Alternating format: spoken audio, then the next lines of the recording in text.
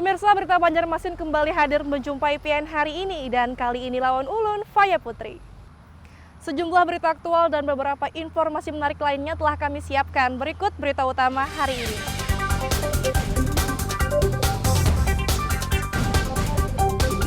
Polres Banjarbaru berhasil menangkap tersangka kasus pembunuhan terhadap karyawan Rumah Sakit Idaman Banjarbaru.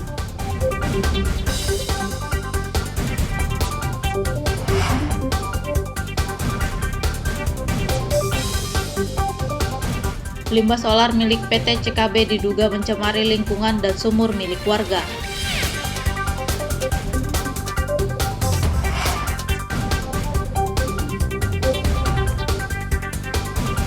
Puluhan warga yang terjaring operasi justisi karena melanggar protokol kesehatan disidang di tempat.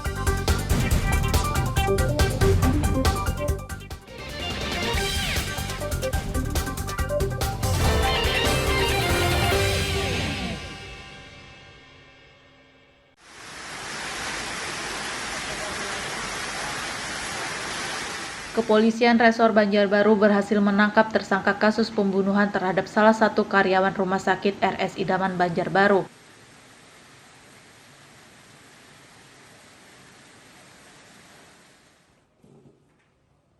Tersangka pembunuhan berjumlah 3 orang, masing-masing adalah MH 21 tahun, MR 28 tahun, dan AM 21 tahun.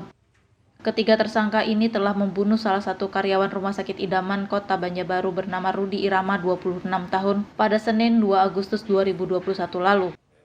Salah satu tersangka MR mengaku tak berniat membunuh korban. Ia bersama rekan-rekannya hanya ingin mengambil telepon genggam korban dan meminta sandi M-Banking. Menurut pemuda berusia 28 tahun ini, ia terpaksa menghunuskan senjata tajam secara spontan ke tubuh korban karena korban melawan dan berteriak minta tolong. Bukan untuk menghabisi, kan waktu itu kan spontan, korban teriak, ulun tusuk. Tapi kan dalam sisi persiapan sudah ada sajam di tangan, berarti ada niat tuh? Buat ngeretak Pak. Buat ngeretak untuk bisa mendapatkan PIN iBankingnya. Waktu melakukan penusukan itu sendiri atau di teman-teman? Sendiri. Waktu menusuk saya sendiri. Terus kenapa dilibatkan teman-teman yang dua ini? Yang ini masuk untuk membantu mendekat mulut si korban. Kalau yang ini nggak ikutan, cuma di ruang tamu aja dia duduk. Kapolres Banjarbaru AKBP Nur Hamid saat konferensi pers Senin sore mengatakan ketiga tersangka berniat mencuri benda berharga milik korban namun dengan modus berpura-pura memesan jasa dekorasi rumah kepada korban. Pembelian kelengkapan dekor tersebut melalui banking yang ada di handphone, sehingga motivasi tersebut akhirnya si tersangka ini ingin mengambil daripada info tersebut. Jadi alasan itu sehingga si tersangka ini termotivasi untuk menguasai barang daripada si korban. Sedangkan Kasat Reskrim Polres Banjarbaru AKP Martinus Ginting menyatakan 2 dari ketiga tersangka merupakan residivis kasus senjata tajam dan obat terlarang. Untuk aksi yang sama belum pernah, namun mereka ini untuk 2 tersangka sudah residivis. Untuk tersangka si inisial MR tadi itu sudah pernah masuk 2 kali. Yang pertama itu perkara sajam, yang kedua perkara jinet, yang dua-duanya itu ditahan di Polres Banjarbaru. Sedangkan untuk tersangka si inisial MN juga sudah pernah masuk di Banjarbaru dalam perkara narkoba. Ketiga tersangka akan dikenai pasal 365 ayat 4 junto pasal 339 KUHP tentang pencurian dengan kekerasan dan mengakibatkan hilangnya nyawa orang lain dengan ancaman hukuman mati atau penjara maksimal 20 tahun. Dari Kota Banjarbaru, Muhammad Lutfi Daran dan Fahmi melaporkan.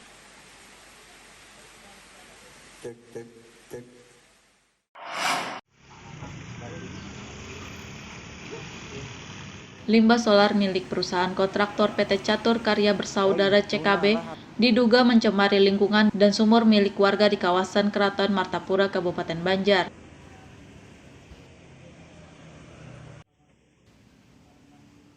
PT CKB yang sedang mengerjakan proyek pembangunan jembatan kembar Antasan di Martapura diduga mencemari lingkungan.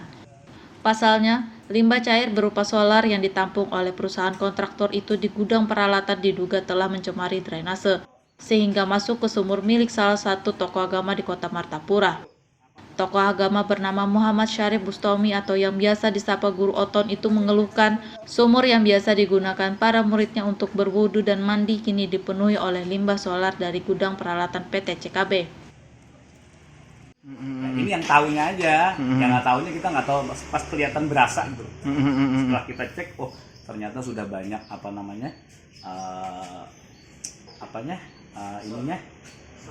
solarnya, terus ditimba, di apa seberat nggak bisa ini. Ternyata setelah kita ini ada emang sumber solar dari perusahaan sebenarnya. Oh iya. Setahu guru itu di depan itu apa guru? Ya kita nggak tahu, dari sejak ini kita juga nggak pernah tahu apa ya, dan dia juga nggak pernah ada minta izin ke kita ya terkait dengan proyek ini, kita nggak tahu. Kuasa hukum dari Guru Otot Sapian Syah Darham menyatakan pihaknya akan membawa permasalahan limbah solar ini ke ranah hukum karena dinilai telah mencemari lingkungan dan merugikan warga. 9 bulan itu mesti sampai ke sini. Besok Senin kami akan lab nih air ke laboratorium air. Ini ingin mencari bukti tertulis. Sebenarnya sudah bisa kami buktikan itu solar. Kita akan dampingi guru kami. Setelah ini langkahnya Bang? Apabila tidak ada penyelesaian secara baik-baik, secara mediasi tidak ada, maka kita akan lapor polisi. Ini jelas lingkungan, pencemaran lingkungan, jelas. Melanggar undang-undang lingkungan. Ya, undang-undang lingkungan, jelas. Di sisi lain, perwakilan perusahaan CKB berdalih baru mengetahui solar yang ditampung merembes ke drainase sehingga masuk ke sumur warga. Dan ia berjanji akan memberitahukan permasalahan ini kepada pimpinan perusahaan.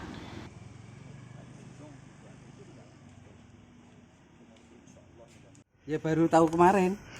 Nah, dari sampai situ sampai ke situ baru kemarin. Udah dilaporkan ke pimpinannya Pak? Sudah.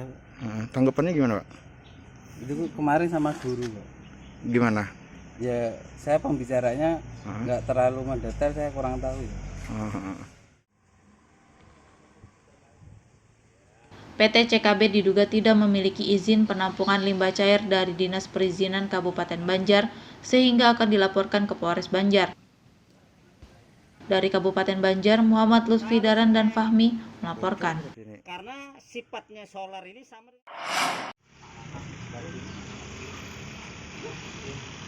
Kasus pencemaran lingkungan akibat limbah cair jenis solar milik PT Catur Karya Bersaudara CKB bergulir ke ranah hukum. Limbah cair milik PT CKB yang sedang mengerjakan proyek pembangunan jembatan kembar Antasan di Martapura, Kabupaten Banjar, diduga mencemari lingkungan dan sumur milik warga di kawasan Keraton.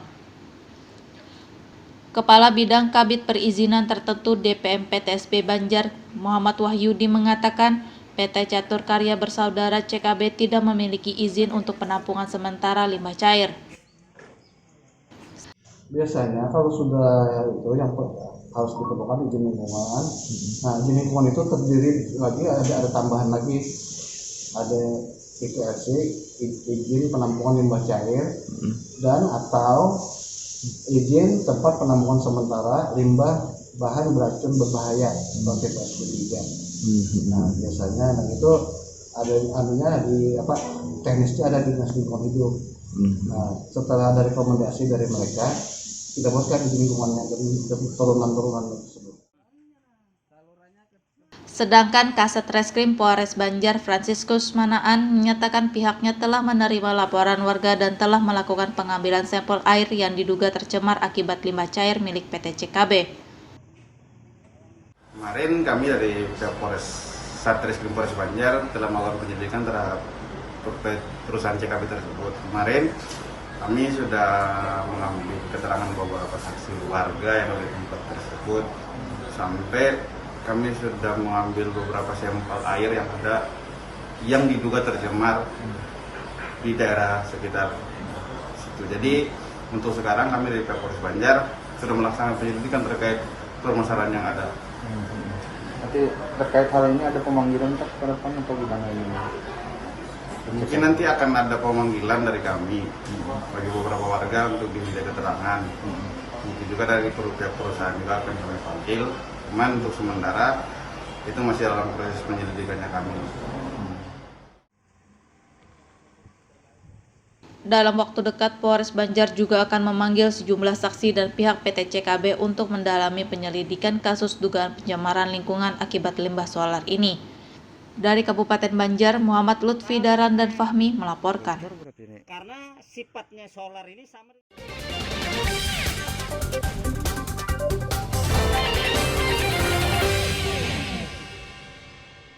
Pemirsa, masih bersama kami dalam Habar Banjarmasin. Gesan pian yang hanyar bergabung, berikut Habar Banjarmasin utama hari ini.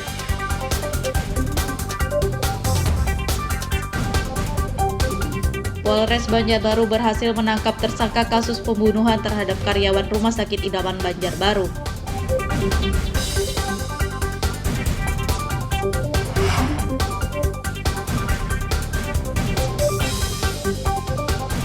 Limbah solar milik PT CKB diduga mencemari lingkungan dan sumur milik warga.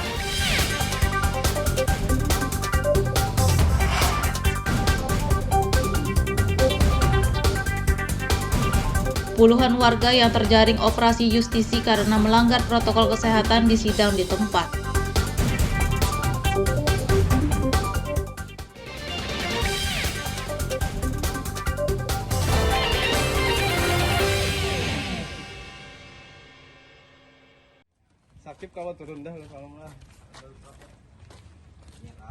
Pembangunan drainase di Gang Pisangan, kawasan Pesayangan, Martapura, Kabupaten Banjar dikeluhkan oleh warga karena dinilai lambat.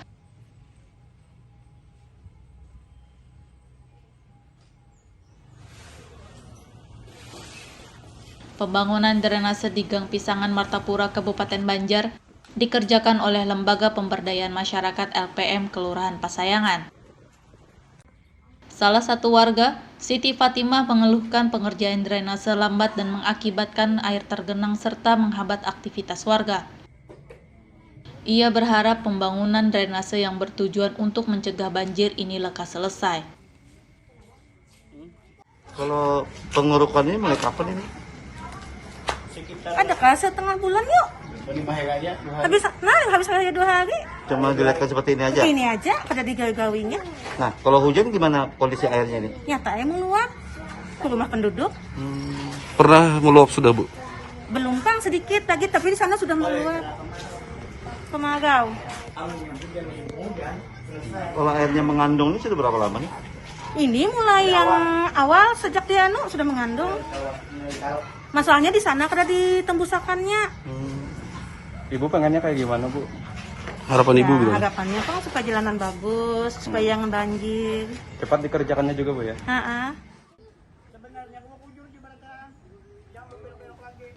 Di sisi lain, Ketua LPM Kelurahan Pesayangan membantah pengerjaan drainase berjalan lambat. Menurutnya, meski mengalami kendala dalam pengadaan material, namun pengerjaan diperkirakan selesai tepat waktu.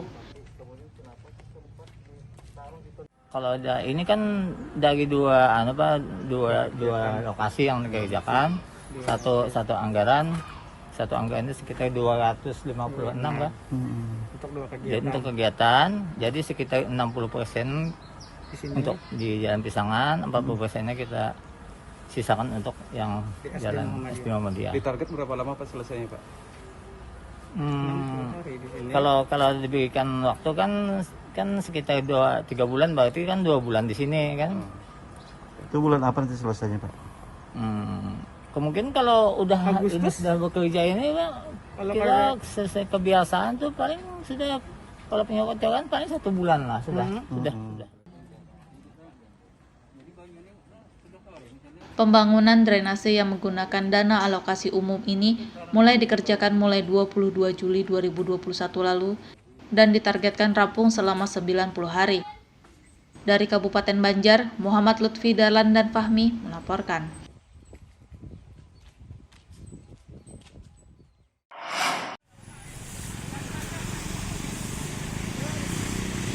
Satuan Polisi Pamong Praja Satpol PP Kota Banjarmasin menggelar operasi justisi di kawasan KS Tubun, Banjarmasin Selatan pada Senin sore.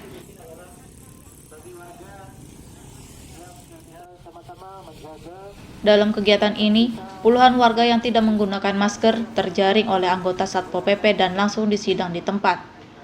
Tak hanya disidang di tempat, para pelanggar protokol kesehatan itu juga diberi sanksi sosial membersihkan jalanan dan melafalkan Pancasila.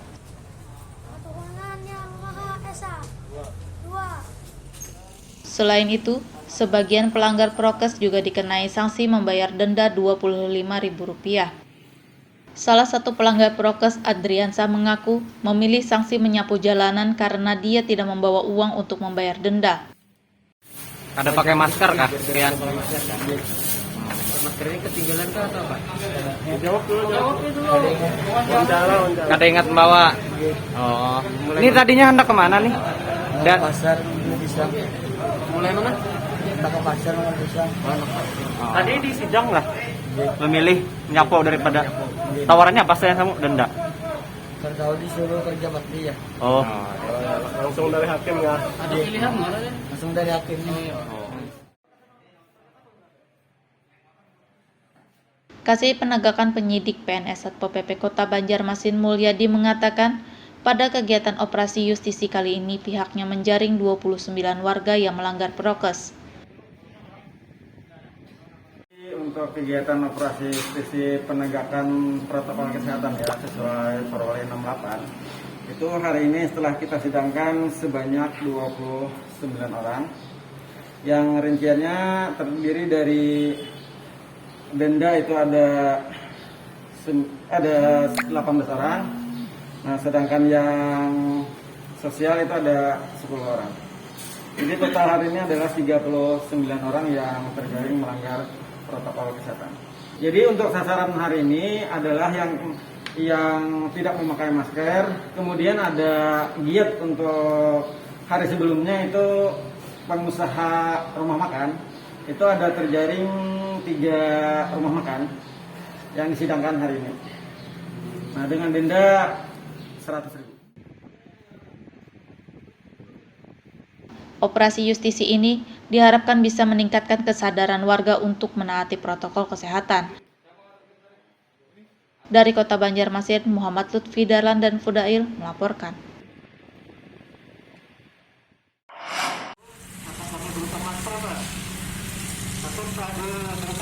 Selama penerapan PPKM level 4, jumlah pelanggar protokol kesehatan atau prokes yang terjaring oleh tim gabungan TNI Polri dan Satpol PP Banjarmasin mencapai 1.100 orang.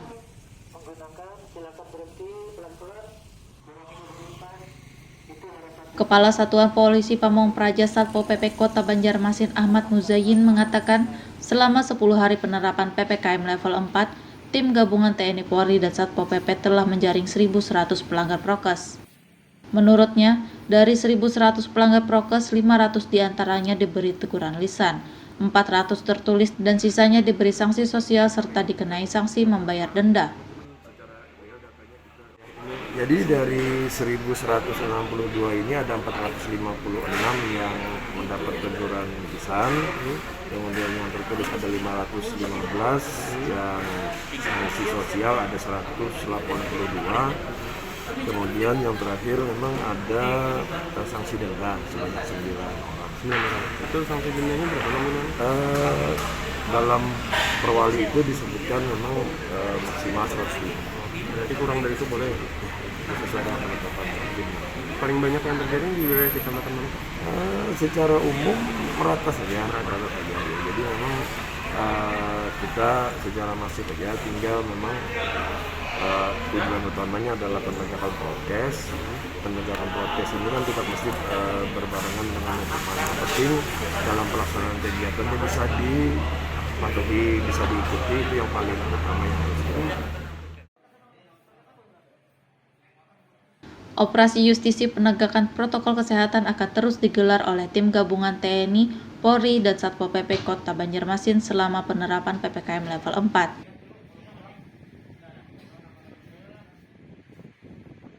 Dari Banjarmasin, Muhammad Lutfi Dahlan dan Fudail melaporkan.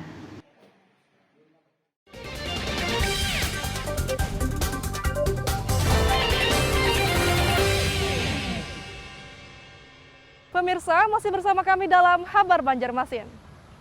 Gesan pian yang hanyar bergabung, berikut Habar Banjarmasin utama hari ini.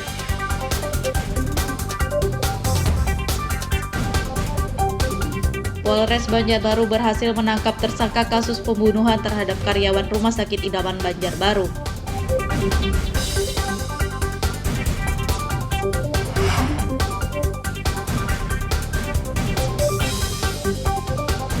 Limbah solar milik PT CKB diduga mencemari lingkungan dan sumur milik warga.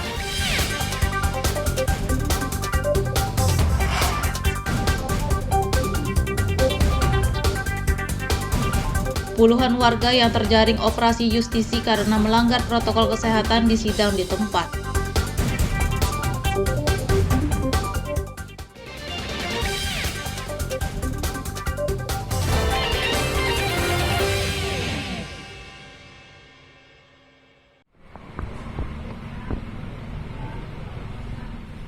Vaksin COVID-19 yang sempat kosong selama hampir 1 bulan, kini telah tersedia kembali dan didistribusikan ke semua puskesmas di Kota Banjarmasin.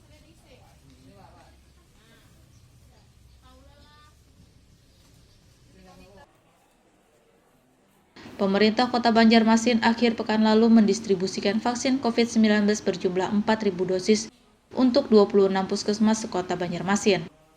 Wali Kota Banjarmasin Ibnu Sina mengatakan, pendistribusian vaksin COVID-19 bisa dilakukan karena pihaknya telah menerima kiriman vaksin Sinovac dari pemerintah Provinsi Kalsel. Itu masih ada sisa dropping sekitar 400 sekian ampul vial itu bisa untuk sekitar 4.000 lebih untuk dosis kedua. Nah, 4.000 inilah yang kita distribusikan ke 26 puskesmas Banjarmasin. Kalau presentasinya sudah berapa persen, Pak? 26,7% untuk pasien ketemu. Tetapi kalau kita lihat di PEN, ya, Komisi Nasional PEN Corona, PEN, angka kita yang umum itu hanya sekitar 5, sekian. Sementara kita kan udah masal nih. Nah ternyata itu data yang dilaksanakan oleh TNI Polri dan OJK, yang harusnya masuk ke pelayanan publik. Menurut Kepala Dinas Kesehatan Kota Banjarmasin Mahli Riyadi, dengan sudah tersedianya vaksin COVID-19 di puskesmas, upaya percepatan penguatan antibodi masyarakat melalui vaksinasi kembali digencarkan. Ya, dalam upaya percepatan vaksinasi yang kedua, mulai hari ini kita melaksanakan vaksinasi di puskesmas, 26 puskesmas, ya dengan target minimal satu puskesmas itu 100 orang, itu paling sedikit, dan kita harapkan masyarakat dapat memanfaatkan ya vaksin yang sudah kita distribusikan ke puskesmas ini. Khususnya kita prioritaskan adalah vaksin kedua. Jadi semoga nanti herd immunity cepat terbangun di Banjarmasin, dan kita berharap ya masyarakat tetap menjaga protokol kesehatan sekalipun sudah bervaksin. Puskesmas sekota Banjarmasin akan menggelar kembali vaksinasi COVID-19 dengan target minimal 100 warga setiap harinya. Dan vaksinasi lebih diprioritaskan bagi warga yang memerlukan vaksin tahap kedua. Dari Banjarmasin, Muhammad Lutfi Dahlan dan Fudail melaporkan.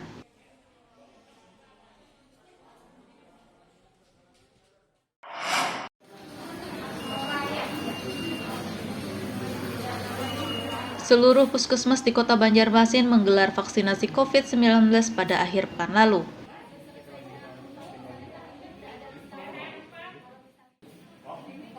Setelah menerima distribusi vaksin Sinovac dari pemerintah Kota Banjarmasin, 26 puskesmas di kota berjuluk 1000 Sungai kembali menggelar vaksinasi COVID-19. Penyelenggaraan vaksinasi COVID-19 di puskesmas kali ini menerapkan protokol kesehatan ketat, tak seperti kegiatan vaksinasi yang digelar di Gor Hasanuddin HM pada beberapa hari lalu. Seperti terpantau di Puskesmas Cempaka, kawasan Banjarmasin Tengah, warga yang mengikuti vaksinasi di puskesmas ini diwajibkan lebih tertib dan menjaga jarak. Kepala Puskesmas Cempaka Emma Aniswati mengatakan, vaksinasi COVID-19 diikuti 150 warga yang telah menjalani vaksinasi tahap pertama. Antriannya tadi pagi memang sempat banyak bener ya, banyak bener karena ada selebaran kan juga bahwa puskesmas sudah mulai dapat. Jadi untuk hari Senin sendiri sebenarnya tadi sudah mulai ada pendaftaran.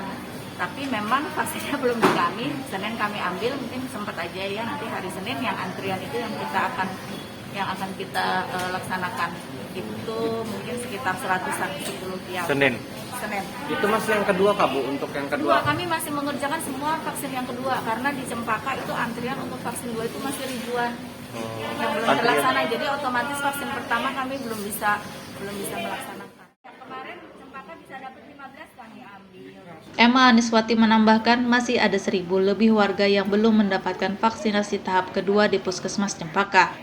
Ia berharap segera mendapat tambahan vaksin Sinovac lagi agar bisa memenuhi keperluan vaksin untuk warga yang telah divaksin tahap pertama. Dari Banjarmasin, Muhammad Lutfi Dahlan dan Hafiz Ar-Rahman melaporkan.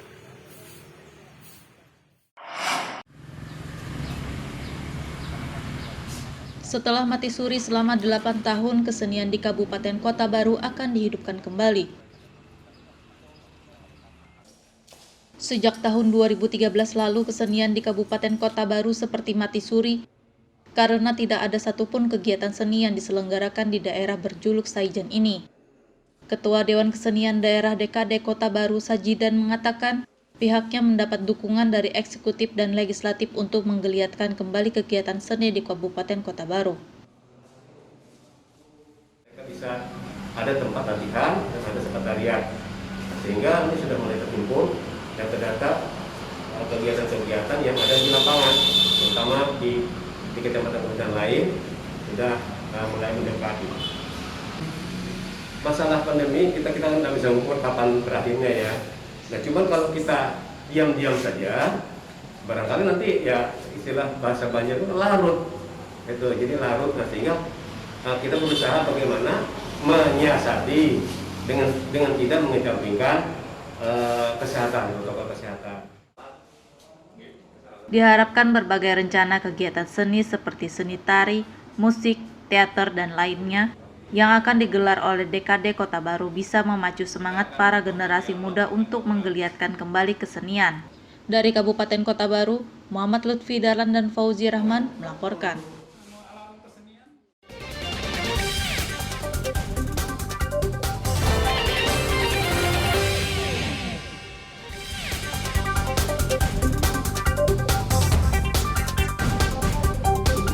Polres Banjarbaru berhasil menangkap tersangka kasus pembunuhan terhadap karyawan Rumah Sakit Idaman Banjarbaru.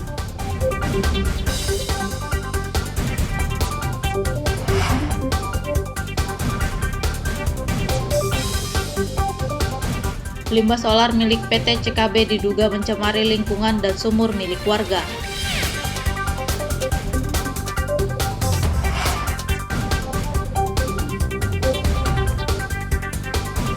Puluhan warga yang terjaring operasi justisi karena melanggar protokol kesehatan disidang di tempat.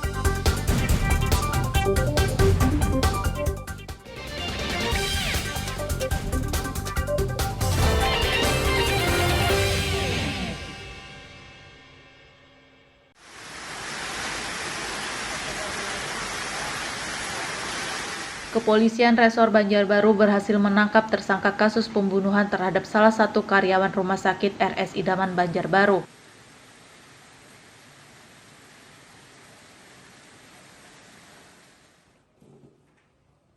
Tersangka pembunuhan berjumlah 3 orang, masing-masing adalah MH 21 tahun, MR 28 tahun, dan AM 21 tahun. Ketiga tersangka ini telah membunuh salah satu karyawan Rumah Sakit Idaman Kota Banjarbaru bernama Rudi Irama 26 tahun pada Senin 2 Agustus 2021 lalu. Salah satu tersangka MR mengaku tak berniat membunuh korban. Ia bersama rekan-rekannya hanya ingin mengambil telepon genggam korban dan meminta sandi M-Banking. Menurut pemuda berusia 28 tahun ini, ia terpaksa menghunuskan senjata tajam secara spontan ke tubuh korban karena korban melawan dan berteriak minta tolong. Bukan untuk menghabisi, kan waktu itu kan spontan, korban teriak, ulun tusuk. Tapi kan dalam sisi persiapan sudah ada sajam di tangan, berarti ada niat tuh? Buat ngeretak Pak ya. Buat ngeretak untuk bisa mendapatkan PIN iBankingnya. Waktu melakukan penusukan itu sendiri atau di teman-teman? Sendiri. Waktu menusuk saya sendiri. Terus kenapa dilibatkan teman-teman yang dua ini? Yang ini masuk untuk membantu mendekat mulut si korban. Kalau yang ini nggak ikutan, cuma di ruang tamu aja dia duduk. Kapolres Banjarbaru AKBP Nur Hamid saat konferensi pers Senin sore mengatakan ketiga tersangka berniat mencuri benda berharga milik korban namun dengan modus berpura-pura memesan jasa dekorasi rumah kepada korban. Pembelian kelengkapan dekor tersebut melalui banking yang ada di handphone, sehingga motivasi tersebut akhirnya si tersangka ini ingin mengambil daripada handphone tersebut. Jadi alasan itu sehingga si tersangka ini termotivasi untuk menguasai barang daripada si korban. Sedangkan Kasat Reskrim Polres Banjarbaru AKP Martinus Ginting menyatakan 2 dari ketiga tersangka merupakan residivis kasus senjata tajam dan obat terlarang. Untuk aksi yang sama belum pernah, namun mereka ini untuk 2 tersangka sudah residivis. Untuk tersangka si inisial MR tadi itu sudah pernah masuk 2 kali. Yang pertama itu perkara sajam, yang kedua perkara jinet, yang dua-duanya itu ditahan di Polres Banjarbaru. Sedangkan untuk tersangka si inisial MN juga sudah pernah masuk di Banjarbaru dalam perkara narkoba. Ketiga tersangka akan dikenai pasal 365 ayat 4 junto pasal 339 KUHP tentang pencurian dengan kekerasan dan mengakibatkan hilangnya nyawa orang lain dengan ancaman hukuman mati atau penjara maksimal 20 tahun. Dari Kota Banjarbaru, Muhammad Lutfi Daran dan Fahmi melaporkan.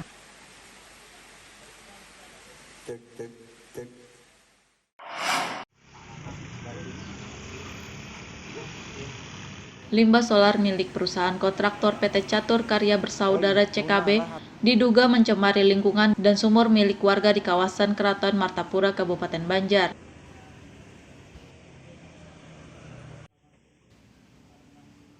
PT CKB yang sedang mengerjakan proyek pembangunan jembatan kembar Antasan di Martapura diduga mencemari lingkungan.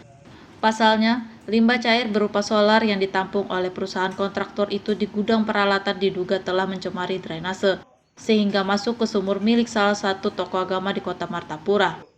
Tokoh agama bernama Muhammad Syarif Bustami atau yang biasa disapa Guru Oton itu mengeluhkan sumur yang biasa digunakan para muridnya untuk berwudu dan mandi kini dipenuhi oleh limbah solar dari gudang peralatan PT CKB. Nah, ini yang tahunya aja, yang nggak tahunya kita nggak tahu pas kelihatan berasa gitu. Setelah kita cek, oh ternyata sudah banyak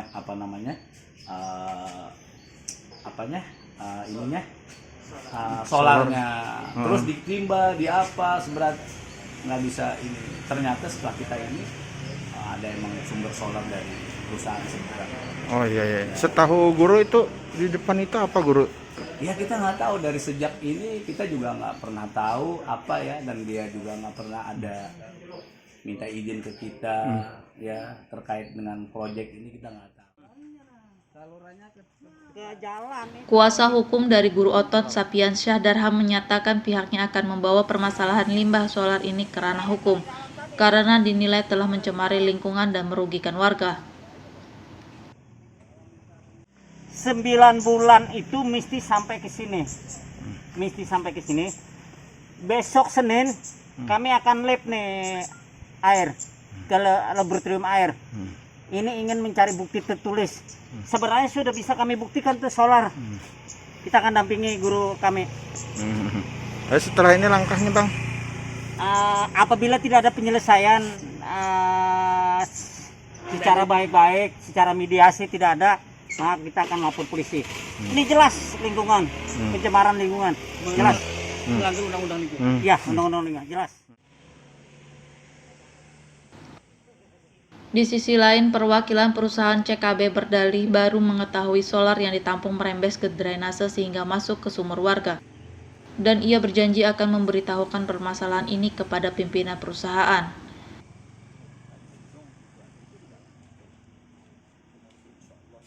Ya baru tahu kemarin. Nah, dari sampai situ nerabas ke situ baru kemarin. Udah dilaporkan ke pimpinannya Pak? Sudah. Tanggapannya gimana Pak? Itu kemarin sama guru Pak. Gimana? Ya saya pembicaranya nggak terlalu mendetail, saya kurang tahu ya. PT CKB diduga tidak memiliki izin penampungan limbah cair dari Dinas Perizinan Kabupaten Banjar sehingga akan dilaporkan ke Polres Banjar. Dari Kabupaten Banjar, Muhammad Lutfi Daran dan Fahmi melaporkan. Karena sifatnya solar ini sama.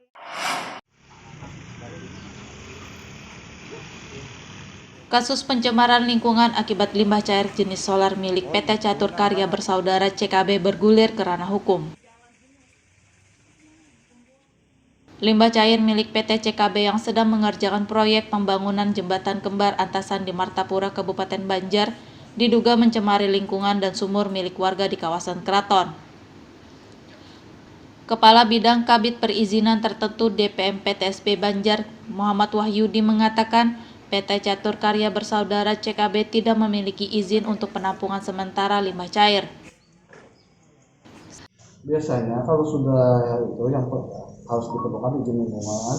Nah, izin lingkungan itu terdiri lagi ada tambahan lagi, ada IPRC, izin penampungan limbah cair, dan atau izin tempat penampungan sementara limbah bahan beracun berbahaya seperti PSB3.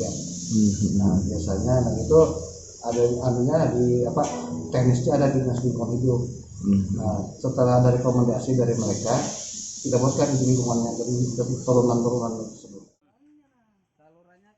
Sedangkan Kasat Reskrim Polres Banjar Franciscus Manaan menyatakan pihaknya telah menerima laporan warga dan telah melakukan pengambilan sampel air yang diduga tercemar akibat limbah cair milik PT CKB. Kemarin kami dari Satreskrim Polres Banjar telah melakukan penyelidikan terhadap perusahaan CKB tersebut. Kemarin kami sudah mengambil keterangan beberapa saksi warga yang ada di tempat tersebut, sampai kami sudah mengambil beberapa sampel air yang diduga tercemar di daerah sekitar situ. Jadi untuk sekarang kami dari Polres Banjar sudah melaksanakan penyelidikan terkait permasalahan yang ada. Nanti terkait hal ini ada pemanggilan ke depan atau gimana ini? Mungkin nanti akan ada pemanggilan dari kami bagi beberapa warga untuk diminta keterangan. Mungkin juga dari perusahaan juga akan kami panggil. Cuman untuk sementara itu masih dalam proses penyelidikannya kami. Dalam waktu dekat, Polres Banjar juga akan memanggil sejumlah saksi dan pihak PT CKB untuk mendalami penyelidikan kasus dugaan pencemaran lingkungan akibat limbah solar ini. Dari Kabupaten Banjar, Muhammad Lutfi Daran dan Fahmi melaporkan. Karena sifatnya solar ini sama. Pemirsa, informasi tadi sekaligus menjadi penutup perjumpaan kita kali ini. Ulun Faya Putri lawan Buhan Redaksi mengucapkan selamat beraktivitas. Sampai jumpa.